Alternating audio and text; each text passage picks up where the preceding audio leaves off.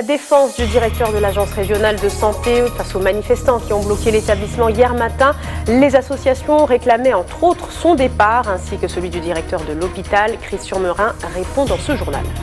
L'ancien ministre de l'Outre-mer, Victorin Lurel, a remis aujourd'hui un rapport pour l'égalité des chances entre ultramarins et métropolitains. 75 propositions qui seront étudiées par le ministère des Outre-mer. Dans ce journal également, la reprise de la collecte de ferraille avec l'unique entreprise habilitée de Guyane. Après une pause de quelques jours pour cause de saturation, Caribbean Steel accueille de nouveau les morceaux de métal dans ses bacs.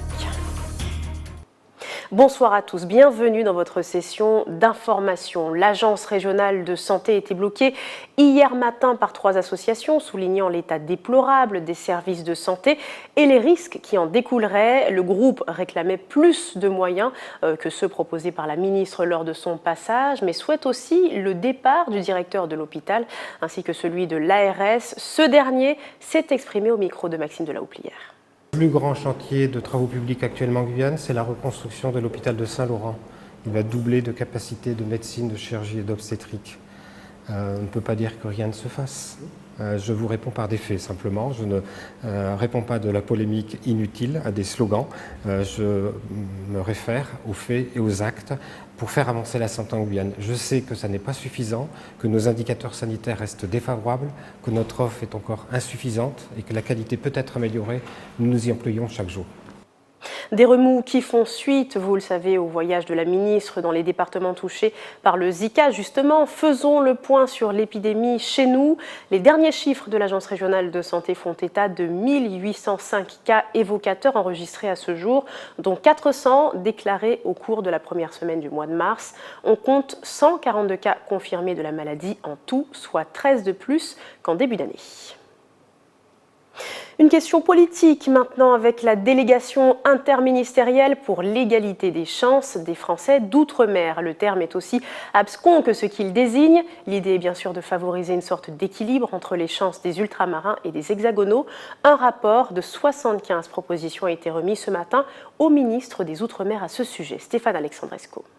Ce matin, au ministère de l'Outre-mer à Paris, M. Victor Lurel, ancien ministre et député, a remis son rapport sur l'égalité réelle à la ministre de l'Outre-mer, Mme Georges Paul Langevin, en présence de Mme Erika Baretz, secrétaire d'État chargée de l'égalité réelle. À la demande du président de la République, le Premier ministre a confié à M. Lurel l'élaboration d'un rapport pour clarifier ce qui doit être l'égalité réelle entre les Outre-mer et la moyenne nationale. Car pour l'instant, les écarts de niveau de vie sont flagrants entre la métropole et les ultramarins. Les inégalités sont un frein au développement. Plus les territoires connaissent des inégalités, plus il y a de différences entre riches et pauvres. Et nous avons de plus grandes inégalités chez nous que dans l'Hexagone. On est par exemple en Guyane, les riches sont 10,7 fois plus riches que les pauvres, alors qu'ici c'est 3,6. Les riches de la métropole sont 3,6 fois plus riches que les 10% les plus pauvres. En Guadeloupe, c'est 6,4. 6,4 fois plus riches que les pauvres. Donc les inégalités sont beaucoup plus fortes, les écarts sont beaucoup plus grands, donc il y a certains qui sont plus égaux que d'autres. Il faudra faire en sorte qu'il y ait une autre forme de solidarité entre nous. Constatant des écarts importants avec la métropole en ce qui concerne l'emploi, la vie chère, la fiscalité, la liberté d'entreprendre, les infrastructures, l'éducation, la politique énergétique, mais surtout le chômage, Victorin Lurel n'y va pas par 4 chemins et décrète un état d'urgence sociale. Il propose dans son rapport ce qu'il appelle un Big Bang économique pour remettre les Outre-mer à niveau et lutter contre le chômage des jeunes. Je propose donc, ce qui peut étonner, de décréter l'état d'urgence sociale et de déclencher un Big Bang économique. Je propose ça, du zéro charge sur l'emploi. Quelle est la priorité? Quel est le principal vecteur? La mesure de la dignité, c'est le travail. Et le chômage est, si j'ose dire, aussi, hélas, la mesure des inégalités. C'est une lèpre qu'il faut combattre. Quand vous avez entre 50 et 60% des jeunes qui ne travaillent pas, forcément ça sombre dans la désespérance, si ce n'est dans la violence. Et on voit ça déjà partout. Et j'en sais quelque chose en Guadeloupe. Donc il faut rendre obligatoire pour les lycées et les collèges, l'interdiction de laisser partir un élève qui décroche ou un élève en échec s'il n'est pas placé en formation. Victorin Lurel fait 75 propositions dans son rapport pour réduire les inégalités avec l'Hexagone. Ce rapport propose également la création de zones franches, zéro charge pour les entreprises qui emploient, mais taxation pour celles qui licencient, réajuster les petites retraites, créer un contrat unique d'embauche, réactiver la garantie de paiement universel des loyers, la création de centrales d'achat de commerce de proximité pour faire baisser les prix. Alors pour cela, il y a 75 propositions avec la mise à niveau des infrastructures de base, dans tous les territoires, mais singulièrement à Mayotte et en Guyane, à Saint-Martin, sur les besoins de base, sur les besoins d'électrification, sur les réseaux d'assainissement, sur les transports publics, sur la recherche-développement, sur le très haut débit, qui avec la troisième révolution industrielle devient absolument premier. Et donc il faudra régler ça. Le gouvernement propose 25 ans pour remettre l'outre-mer au niveau de la métropole et se réserve le soin des arbitrages financiers pour y parvenir. Ce rapport est une base de réflexion pour une loi sur l'égalité réelle qui doit être présentée au Parlement en juillet prochain. En bref, maintenant, 30 €, c'est mieux que 90. Le pass touristique pour se rendre au Suriname ne reviendra finalement que 10 € plus cher que son prix initial. C'est la décision prise par le gouvernement transfrontalier en réponse à la grogne des voyageurs guyanais. Le mois dernier, le prix pourrait toutefois être réévalué dans les prochains jours. En bref, toujours la lourde condamnation des entrepreneurs et de leurs 3 mules arrêtés en février pour trafic de cocaïne entre Cayenne et Paris. Le principal accusé à la tête du trafic écope de 6 ans de prison, sans bras droit écope de 5 ans et l'accompagnateur des mules, lui, est condamné à 3 ans. Les mules, de leur côté, écopent chacune de 2 ans de prison. Restez avec nous dans quelques instants. Nous verrons la première victoire de nos boxeurs guyanais cette année avec le gala transfrontalier qui s'est tenu ce week-end à Saint-Laurent. Et puis nous découvrirons les travaux artistiques réalisés par plusieurs enfants porteurs de handicap. Ils ont été présentés ce matin à l'occasion du Festivart à l'EPCC des Trois Fleuves. Mais avant cela, elle avait dû être interrompue 10 jours pour cause d'implosion. La collecte de ferraille et autres déchets métalliques a finalement repris jeudi dernier dans l'unique structure habilitée de Guyane. Un retour à la normale rendu possible notamment grâce à une solution proposée par la mairie de Remire-Montjoly. Stéphane Govindin. La société Caraïbes Steel Recycling est la seule entreprise agréée pour la collecte et le tri de la ferraille sur le territoire guyanais. Arrivée à saturation il y a quelque temps, elle a été obligée de stopper ses activités afin de réorganiser la collecte avec l'aide des pouvoirs publics. Alors on a redémarré la collecte parce que la mairie de Remire-Montjoly et l'État nous ont mis à disposition un terrain de 2 hectares juste à côté. Donc on va pouvoir très rapidement sécuriser les stocks que nous avons et étendre notre capacité de stockage. Dans un second temps, nous réorganisons les choses avec le service de l'État pour enclencher des investissements qui vont permettre de mieux valoriser les métaux comme vous avez vu là et de repartir sur de l'exportation. Avant que la collecte soit interrompue, nous étions les premiers exportateurs de métaux de Guyane avec une capacité d'exportation de 5 à 10 conteneurs semaine. Depuis novembre 2014, la chute des cours des métaux a fait que l'installation de transit que vous voyez derrière est devenue une installation de stockage.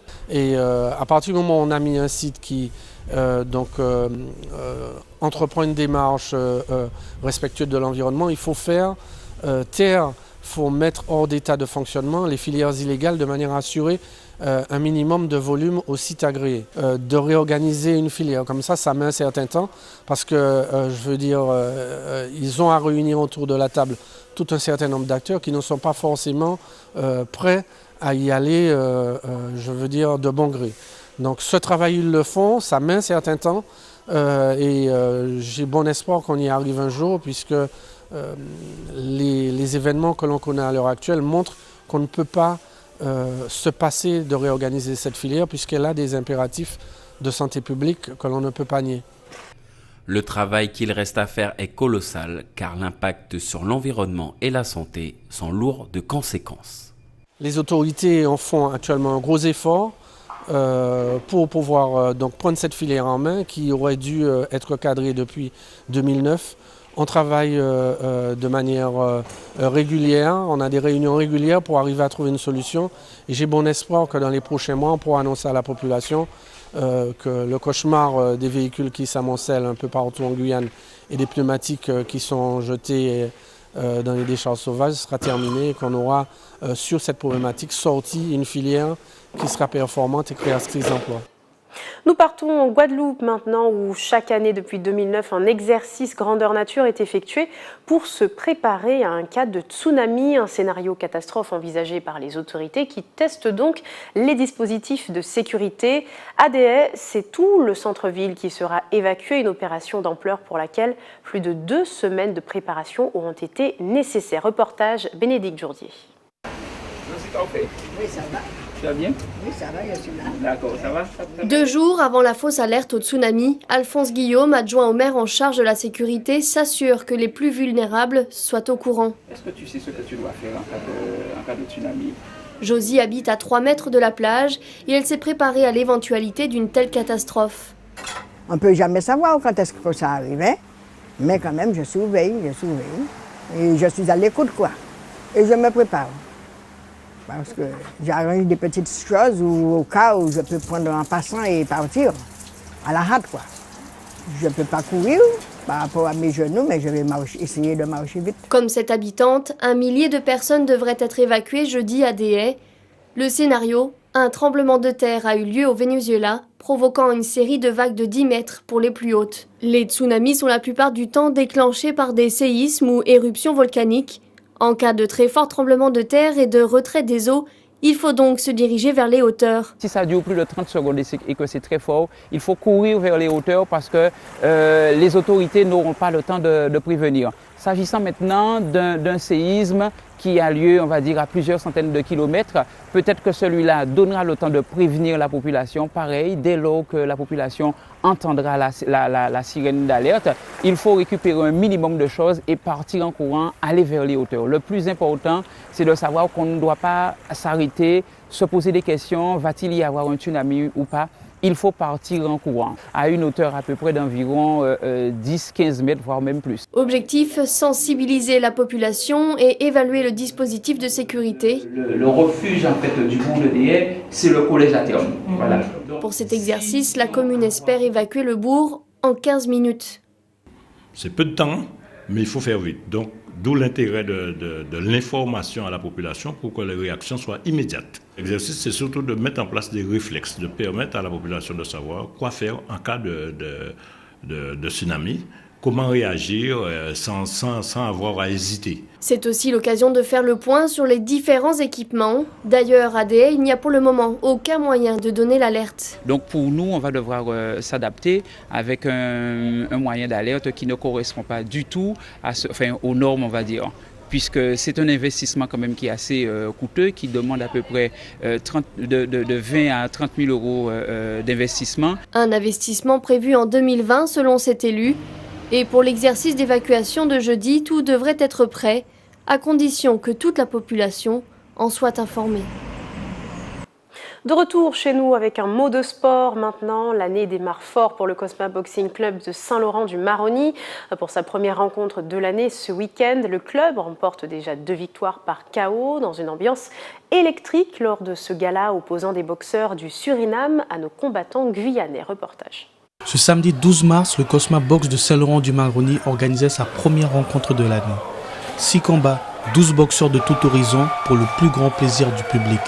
On a fait venir des gens du Suriname, on voulait renforcer la coopération avec eux parce qu'ils sont très demandeurs et la boxe anglaise commence à prendre un peu de place même si la boxe est très prépondérante.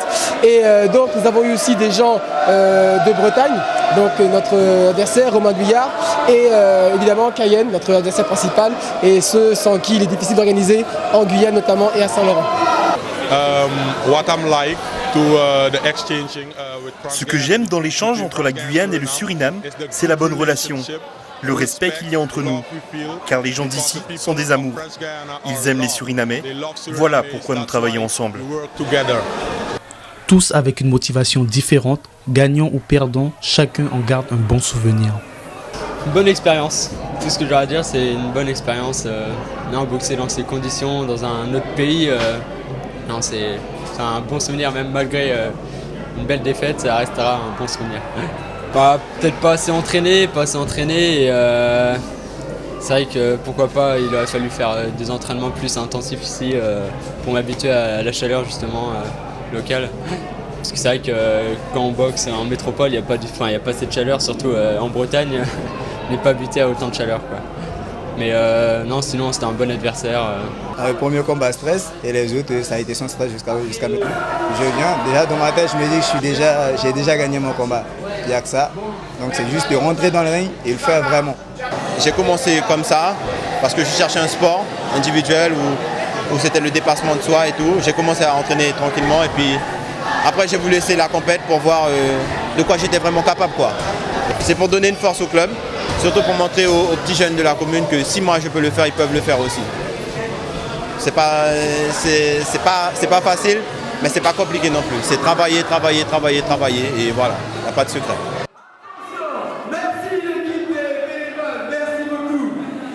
Et on termine ce journal avec un rendez-vous annuel de l'association Emega, le Festivart, un événement visant à promouvoir l'art auprès des enfants porteurs de handicap. 17 classes y ont participé cette année et les petits artistes ont réalisé des palmiers en 3 dimensions, des travaux d'exception exposés ce matin aux 3 fleuves à Cayenne, Mia-Pierre. L'heure est au remerciement. L'année dernière, 17 établissements scolaires ont participé au Festivart. Un challenge artistique lancé par l'association Emega aux enfants porteurs de handicap. Ce matin, ils avaient rendez-vous pour une restitution des travaux à l'établissement public de coopération culturelle Les 3 Fleuves. L'occasion de rassembler participants et partenaires.